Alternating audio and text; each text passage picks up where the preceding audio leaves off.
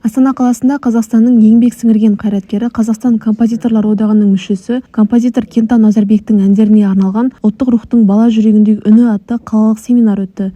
Тағылымды шараға музыка пәні мұғалімдері, оқушылар, өнер жанашырлары мен сала ардагерлері қатысты. Семинардың негізгі мақсаты композитордың балаларға арналған шығармалары арқылы жас буынның бойына туған елге деген сүйіспеншілікті қалыптастыру, ұлттық құндылықтарды дәріптеу. Сондай-ақ оның әндерін музыка сабағында тиімді қолданудың әдіс-тәсілдері меңгеріп, тәжірибе алмасу. Композитор өз сөзінде мұндай шығармалар отбасы тәрбиесі үшін де маңызды зор екенін айтып, отансүйгіштікке баулитын әндер ұрпақ тәрбиесіндегі маңызды құрал екенін атап өтті. Білім басқармасы ұйымдастыруымен мынау Астана қаласы мектептерінің музыка пәндері мұғалімдері мен зиялы қауымның арасында өткізіліп отыр. Бұның мақсаты болашақта мына патриоттық тұрғыда отбасының береке бірлігі тұрғысында сыйластық, ізгілік тақырыбындағы әндерімді болашақта мектеп бағдарламасына енгізу.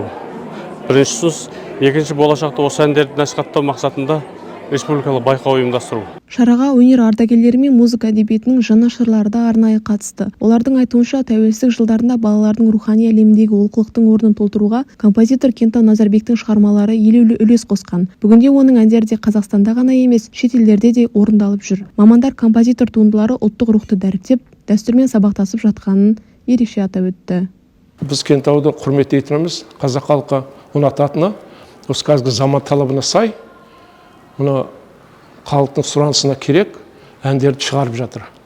Оның көп бөлігі балаларға арналған, оқушыларға арналған, әскерде жүрген жастарға арналған, патриоттық. Сала мамандарының пікірінше, композитордың әрбір әні тәрбие, ал әр сөзі терең мағынаға толы философия. Оның шығармалары түрлі қоғамдық тақырыптарды қозғап, балалардың өнерге деген қызығушылығын арттырады. Өнерді сүйіп өскен баладан жаман адам шықпайды дейді баспасөз саласының үздігі. Сондықтан мұндай туындылардың тәрбиелік маңызы зор екен айтылды. Кентаудың әрбір әні тәрбие тұнып тұрған, философия сөздерінің бәрі. Мысалы, бір бәйтерек бір шынар деген әнді алсақ, қандай ата мен анаға қойылған мәңгілік ескерткіш. Баласы жақсы болса дейді. Ата-ананың арманы баласы жақсы болу керек қой. Жақсасы болғаны ата-ана қартаймайды мысалы. Ұстаз бен шәкірт дейді. Ол екі ұстаз бен шәкірттің бірлескен диалогы. Сонда әрқайсы бір-біріне ұстаз шәкіртіне деген, шәкірт ұстазына деген жүрегі, нәзік жүрегі мен сезімін білдіріп, мақтанышым, сыйластығын білдіріп атқан бір мағыналы ән. Бүгінгі таңда Қазақстан жаңа мемлекет болып жатқан кезде, бұның жаңа бәр осы бала тәрбиесі. Біздің негізгі мақсатымыз болашақ тұлғаларды тәрбиелеу. Осы кезде Кентаудың жаңағы менің шәкіртім ретінде, мен ұстаз ретінде екеуміздің бірінші рет осындай семинарына, конференциясына қатысып отырмын. Мен омбының жерінде жатып жаңағы еститінмін.